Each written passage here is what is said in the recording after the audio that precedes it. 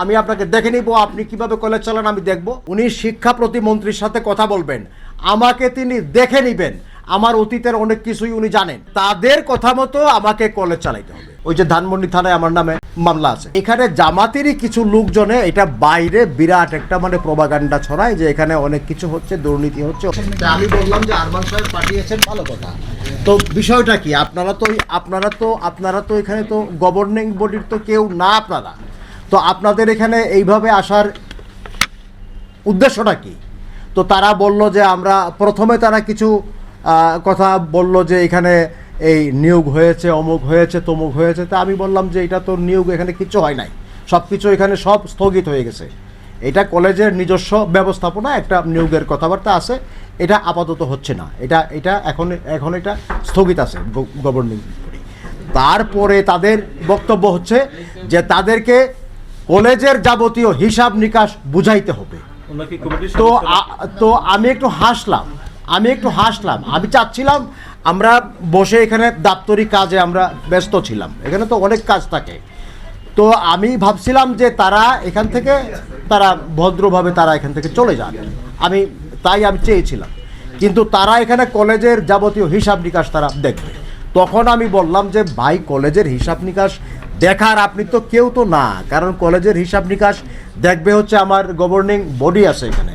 আমাদের কলেজের governing body নিজস্ব ব্যবস্থাপনায় শিক্ষক স্বল্পতা দূর করার জন্য কয়েকটি বিষয়ে কয়েকজন শিক্ষক নিয়োগ দেওয়ার একটা বিজ্ঞপ্তি দেওয়া হয়েছিল। তো এখানে জামাতেরই কিছু লোকজনে এটা বাইরে বিরাট একটা মানে প্রোপাগান্ডা ছড়ায় যে এখানে অনেক কিছু হচ্ছে, দুর্নীতি হচ্ছে, অমুক তমুক। তো সেইটা টের পেয়ে আমরা গভর্নিং বডি আমরা বসে, এই যে আমার উনি গভর্নিং বডির একজন মেম্বার সাইদুর রহমান, উনি গভর্নিং বডির চেয়ারম্যান। তো উনি একজন অত্যন্ত ভালো মানুষ।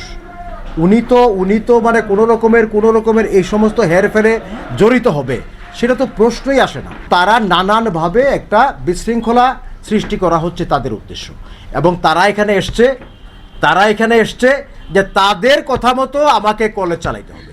তখন আমি বললাম যে ভাই, ইউ আর নোবডি, আমি আপনার কথাতে আমি তো কলেজ চালাইতে পারি না, আমার অথরিটি আছে। আপনি কি অথরিটি? এই কথা। এবং তারপরে আরমান সাহেব আমার সাথে, একজন ব্যারিস্টার, একজন এমপি, আমি হ্যাঁ জি, আরমান সাহেব আমার সাথে যে ভাষায় কথা বলেছেন, যে ভাষা তিনি ব্যবহার করেছেন, তার যে শব্দ চয়ন, তার যে মানে অভিব্যক্তি, এটা এতটাই দুর্ধর্ষ এবং এতটাই অশালীন যে আমি সেটা ব্যক্ত করতে পারবো না। উনার কথা হচ্ছে যে আপনি এক নাম্বার, আপনি আমাকে বললেন না কেন? তা আমি বললাম যে স্যার, আপনি কি আমার অথরিটি? আরে মিয়া, আমি এখানকার এমপি, আপনি আমার সাথে পরামর্শ করবেন না? আমি আপনাকে দেখে নিব, আপনি কিভাবে কলেজ চালান আমি দেখব। হ্যাঁ, এইসব কথাবার্তা। আমি তো আমার সাথে 12 মিনিট, আমার সঙ্গে 12 মিনিট উনি এইভাবে কথা বলছেন। ওসি সাহেবের সামনে আমি বসা। মামলা করতে আমি আইনের আশ্রয় আমাকে নিতে হবে কেন? উনি আমার নামে 5টা মামলা করবে, উনি আমাকে হুমকি দিচ্ছে। আরমান সাহেব এটা উনি ফোন করে বলেছেন যে আমার নামে উনি 5টা মামলা দিবেন। উনি শিক্ষা প্রতিমন্ত্রীর সাথে কথা বলবেন, আমাকে তিনি দেখে নিবেন, আমার অতীতের অনেক কিছুই উনি জানেন। তো আমার একজন ভদ্রলোক, আমার অতীতের অনেক কিছু উনি কি জানেন? আমি একজন বিসিএস ক্যাডার কর্মকর্তা, আমি ছাত্র জীবনে হয়তো আমি রাজনীতি করতাম।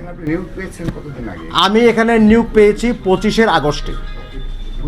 জি ডেপুটেশন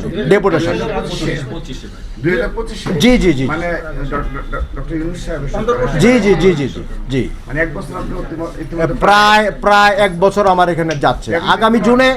আগামী জুনে আমার চাকরি প্রায় শেষ। এতদিন মানে আপনার ব্যাকগ্রাউন্ড কোনো সমস্যা ছিল না, কিংবা কোনো কিচ্ছু না। আমি আমার হলো যে আমি আওয়ামী বিরোধী, আমার নামে বিভিন্ন মামলা, ওই যে ধানমন্ডি থানায় আমার নামে মামলা আছে, এখনো আছে, জিডি করা আমার নামে,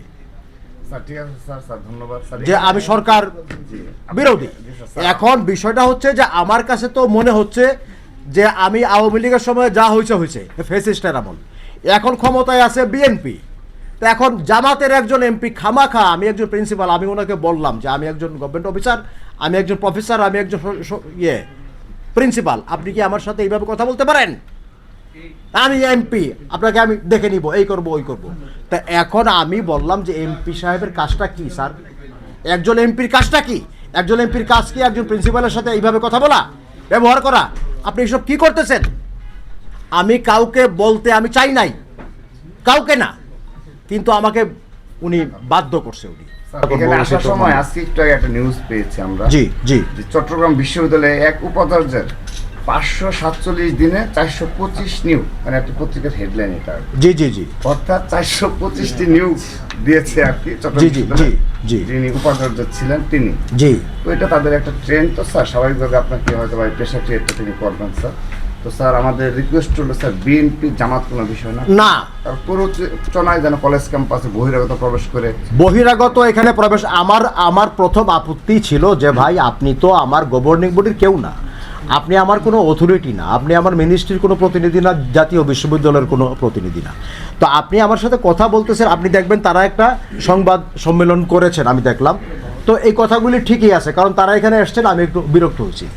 এই কথা একদমই ঠিক আছে, কারণ আমি এখানে আমার দাপ্তরিক কাজ করতেছি, তারা তো অপ্রাসঙ্গিক বিষয়ে আমার এখানে কথা বলতে আসছে, তারা আমাকে কাজ করতে দিবে না আমার। জি, এখন আমরা হচ্ছে সার্বিকভাবে গতকাল যে ঘটনা ঘটলো, জি, সেই ঘটনার পরিপ্রেক্ষিতে আমরা এখানে একটা বিক্ষোভ মিছিল করব। জি।